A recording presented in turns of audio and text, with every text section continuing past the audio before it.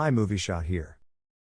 Today I will show you a horror, thriller film from 2021, titled Till Death. Spoilers ahead. Watch out and take care. Emma is staring out of a window at the city, while Tom tells her that he's been thinking about her. They have a drink together and he tells her how much he cares about her, but she says that she can't go through with it. Emma ends their affair, even though Tom pleads with her not to. As she's walking out, he begs to see her one more time the next day, but Emma tells him that she can't because it's her anniversary. The next day Emma enters an office building and goes directly to her husband's office, where his assistant gives her flowers and wishes her a happy anniversary. Inside of the office she finds a file on the desk. She opens it and looks through it, then sees the picture of the man that robbed and attacked her. Emma has a flashback of the attack, when her husband Mark walks in and starts talking about her dress, telling her that they have time for her to change into the one he likes. He finds the photo in her hand and tells her that it will only trigger her anxiety. Mark has her file because her attacker's parole is being revoked. She asks him if he misses being a DA, instead of a lawyer that gets men like her attacker out of jail. He says he prefers the money. The two of them take the elevator, when Tom joins them on the next level down. They talk about the time when Emma and Tom met and each has a different story. Later, the couple has their anniversary dinner. Even though Emma doesn't want dessert, Mark orders one for her. He gives her a necklace made out of steel because it's their steel anniversary. Two people get engaged in the restaurant and he comments that she was happy like the girl at one point. Emma gives him her gift, a pair of Super Bowl tickets, which he hates. He puts the necklace on her and wishes her a happy anniversary. Emma is at the washroom, when she hears the girl crying inside. She tells her that even though she said yes, it doesn't mean that she's obligated to marry the guy. The girl tells her off, then Emma congratulates her for her engagement. They leave the restaurant and the waitress finds the Super Bowl tickets as a tip. Once they're outside, Mark tells her that he has one more surprise for her. Later, they're seen driving somewhere and Emma is blindfolded. She wants to take the blindfold off, but he doesn't allow her to. Emma gets anxious and takes it off just as they arrive at their lake house, which he had prepared for them earlier. Mark thinks that they can rekindle their marriage there. Emma is inside the house and she takes off the blindfold. There's a message for her on the table with wedding vows. She follows the clues he's left her around the house and gets to a dark room with pictures of them. There's a record player ready for her to play it. When she hears the music, she laughs and goes to look for Mark on the second floor. Emma finds him in their bedroom waiting for her with champagne. Mark apologizes for not being a good husband. He tells her that this anniversary is just the beginning step toward mending their marriage. They sleep together.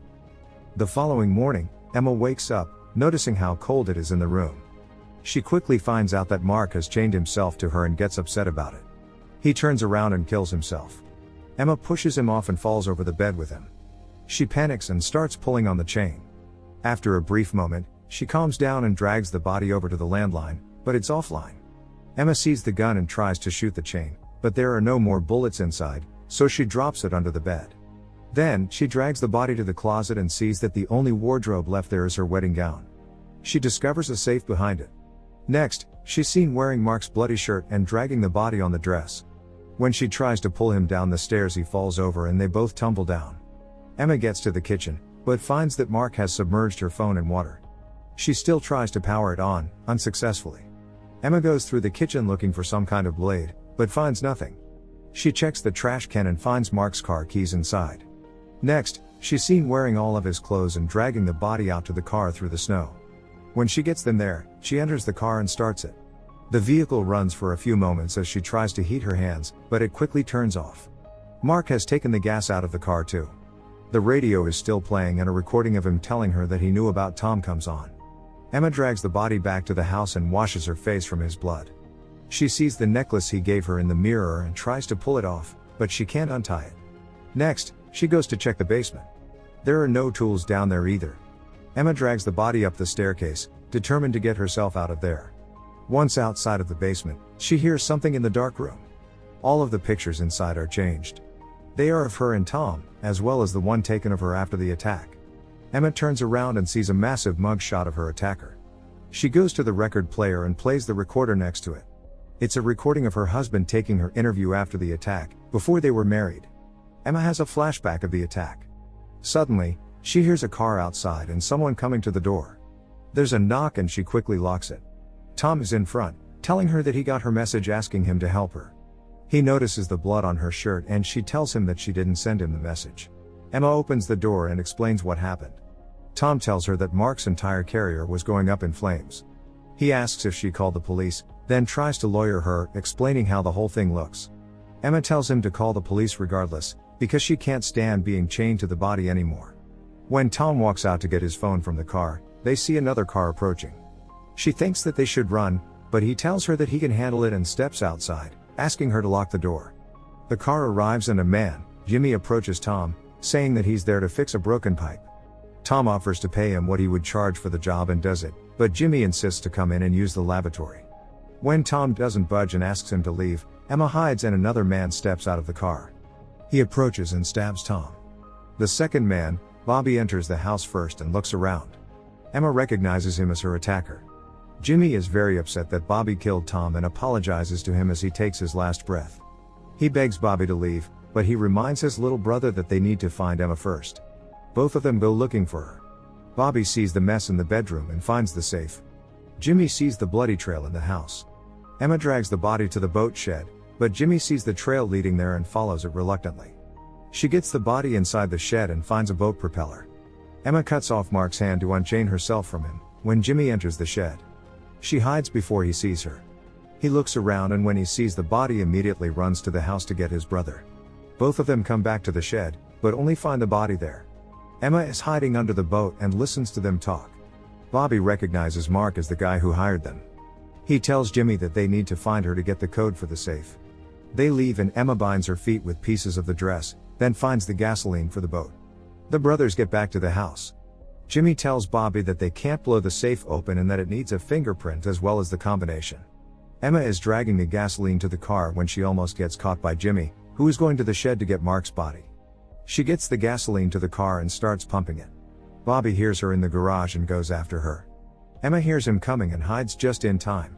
When he enters, he finds the gas, but not her. Emma listens to his steps from under the car and when he blows out the tires, she runs to the house almost getting caught by Jimmy again. She gets into the basement and Bobby follows her there. Emma gets trapped in the staircase between Bobby in the basement and Jimmy in front of the door. As they start closing it on her, she activates the car alarm and pulls them away from her.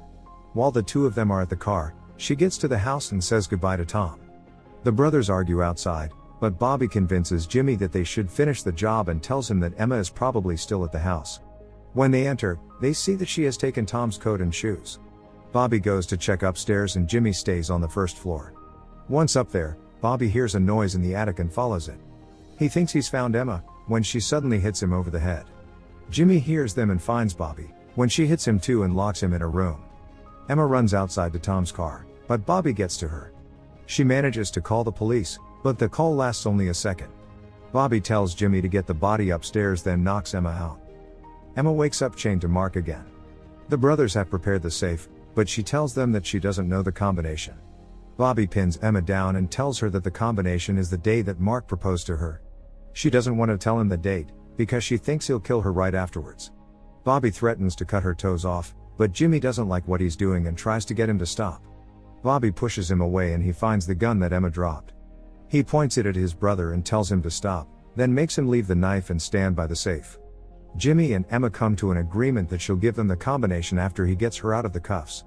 When that's done, Bobby drags Mark's body to the safe, uses his fingerprint and the combination and opens the hatch. Unfortunately, the diamonds he was expecting to find inside aren't there, just a saw with a message where to find them. They realize that the diamonds are in Emma's necklace. Jimmy tries to open it, but Bobby loses patience and wants to cut her head off and get the necklace that way. He takes the gun and knocks Jimmy over, but when he tries to shoot Emma, he realizes that there are no bullets inside. She reaches for the knife, but he pins her down again. Jimmy tries to stop him and the two wrestle, until Bobby shoves his brother onto a coat hanger, killing him.